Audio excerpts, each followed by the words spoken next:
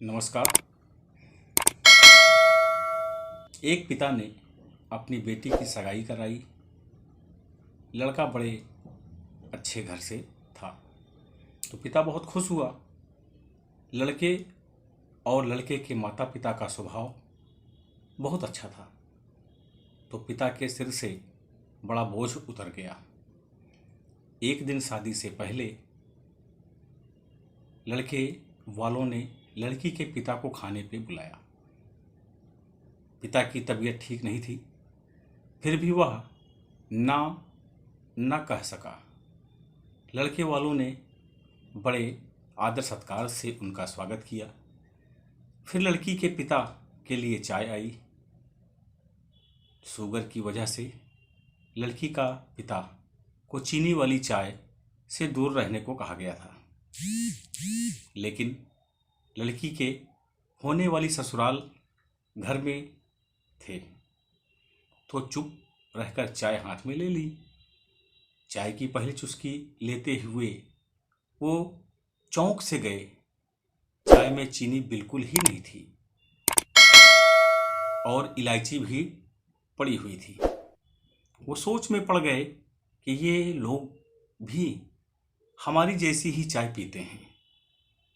दोस्तों, दोपहर में खाना खाया और फिर बिल्कुल उनके घर जैसा दोपहर में आराम करने के लिए 2 तकिया, एक पतली चादर, उठते ही सौंफ का पानी पीने को दिया गया। वहां से विदा लेते समय उनसे रहा नहीं गया, तो पूछ बैठे, मुझे क्या खाना है, क्या पीना है, मेरी सेहत के लिए क्या अच्छा है, ये परफेक्टली आपको कैसे पता चला? तो बेटी की सास ने कहा धीमी आवाज में, कल रात को ही आपकी बेटी का फोन आ गया था और उसने ही कहा मेरे पापा स्वभाव से बड़े सरल हैं, बोलेंगे कुछ नहीं, प्लीज अगर हो सके तो उनका ध्यान रखिएगा।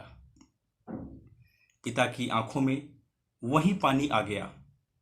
लड़की के पिता जब अपने घर पहुंचे तो घर के हाल में लगी अपनी स्वर्गवासी मां के फोटो से हार निकाल दिया।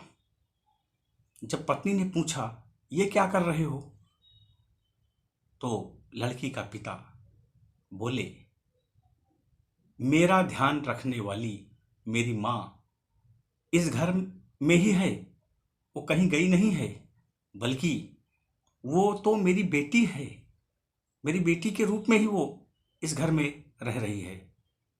और फिर पिता की आंखों से आंसू छलक गए और वो टपक कर रो पड़े।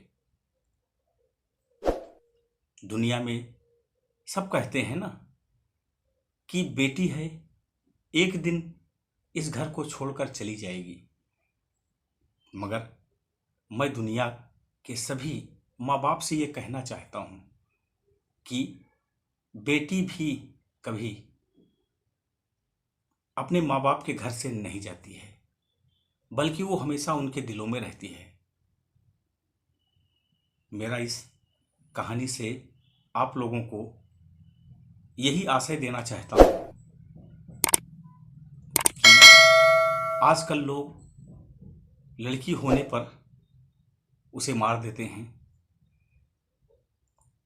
बहुत ही दुखी होते हैं कुछ लोग कि उनके घर लड़की आ गई, लड़का होता तो पिंडा पानी देता, लेकिन लड़की के आने से उनको बड़ी तकलीफ हो जाती है। तो दोस्तों, आप सभी को ये कहना चाहता हूँ कि जो एक लड़की होती है ना, वो उसमें माँ का भी रूप होता है, बहन का भी रूप होता है और बेटी का भी रूप होता है।